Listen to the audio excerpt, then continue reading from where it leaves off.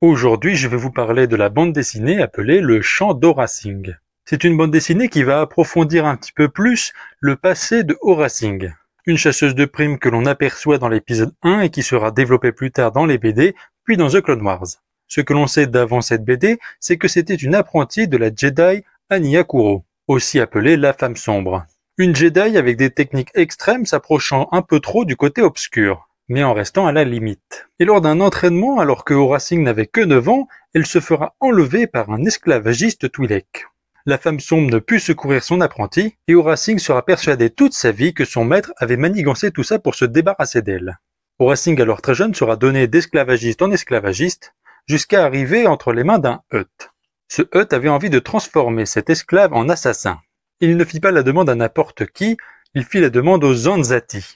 Les Zanzati sont une espèce qui sont quasiment tous sensibles à la force, et ils sont plutôt rejetés par le reste des autres espèces. Les Zanzati sont assez barbares et ils ont surtout une particularité, ils se nourrissent de sang de d'autres espèces. Ils aspirent littéralement le sang des autres. Du coup, ils vivent très isolés, et ils ont développé plusieurs académies Anzati, dans le but d'entraîner des assassins pour qu'ils deviennent soit des mercenaires, des chasseurs de primes, pour travailler pour des criminels ou pour eux-mêmes. Aura Singh sera placée dans l'une de ces académies et pendant plusieurs mois, elle sera entraînée aux arts Zanzati. Elle deviendra très forte car elle aura eu un entraînement de Jedi et d'Anzati. La BD fait plusieurs sauts dans le temps. Aura Singh aura réussi à se libérer d'elle-même. Elle ne sera plus une esclave et travaillera en tant que chasseuse de primes. Puis un jour, elle réussira à piéger son ancien maître qui avait trahi les siens. Son maître trop confiant sous-estima Aura Singh. Elle avait manigancé sa capture pendant plus d'1 an, prouvant que ça avait été une très bonne élève, très à l'écoute. Elle put toucher une grosse prime sur la tête de son ancien maître, et prouver que c'était une très bonne chasseuse de primes.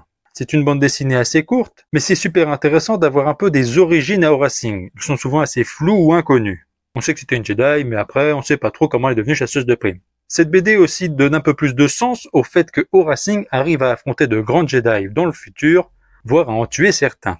D'avoir mélangé 2 types d'entraînement différents l'a rendue particulièrement puissante. Voilà, si cette vidéo vous a plu, n'hésitez pas à vous abonner à ma chaîne YouTube Curlon et que la force soit avec vous.